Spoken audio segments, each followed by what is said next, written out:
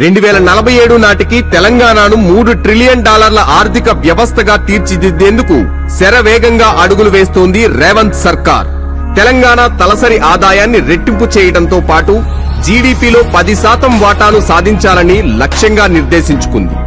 అందులో భాగంగా భారత్ ఫ్యూచర్ సిటీలో డిసెంబర్ 8, 9 తేదీల్లో తెలంగాణ రైజింగ్ గ్లోబల్ సమ్మిట్ ను నిర్వహిస్తోంది.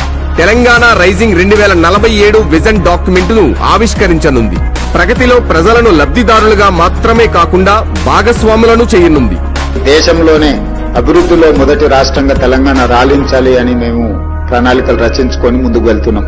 డిసెంబర్ 9, 2025 రోజు తెలంగాణ రైజింగ్ 2047 విజన్ డాక్యుమెంట్ ని మేము డెడికేట్ చేయబోతున్నాం. అందులో తెలంగాణ రాష్ట్ర ప్రభుత్వం యొక్క ఆలోచనలని, అదేవిధంగా 2034 కి $1 ట్రిలియన్ ఎకానమీగా, 2047 కి $3 ట్రిలియన్ ఎకానమీగా తెలంగాణ రాష్ట్రాన్ని అభివృద్ధి చేయాలని మేము ఒక లక్ష్యాన్ని పెట్టుకొని ముందుకు వెళ్తున్నాం. నిపుణులు, ఆర్థికవేత్తలు, సామాజికవేత్తల సూచనల ప్రకారం ప్రధానంగా 8 రంగాలపై సమగ్ర దృష్టి పెట్టింది రేవంత్ సర్కార్.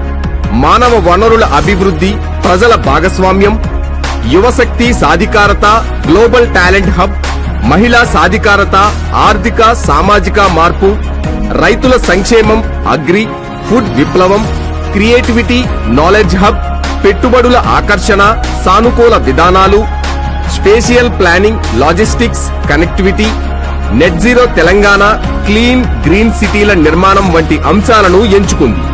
తెలంగాణ రైజింగ్ 2047 లక్ష్యాలను సాధించేందుకు ప్రణాళికలు వేస్తోంది రేవంత్ సర్కార్.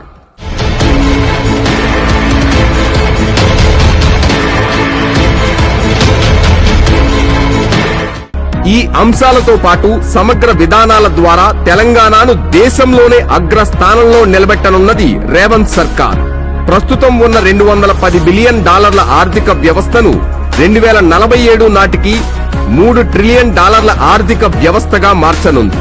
ఇందుకోసం ఫ్యూచర్ సిటీలో నిర్వహించనున్న తెలంగాణ రైజింగ్ గ్లోబల్ సమిట్ లో విజన్ డాక్యుమెంట్ ను ఆవిష్కరించనుంది. తద్వారా తెలంగాణ ప్రభుత్వ విధానాలను విశ్వవ్యాప్తం చేయనుంది.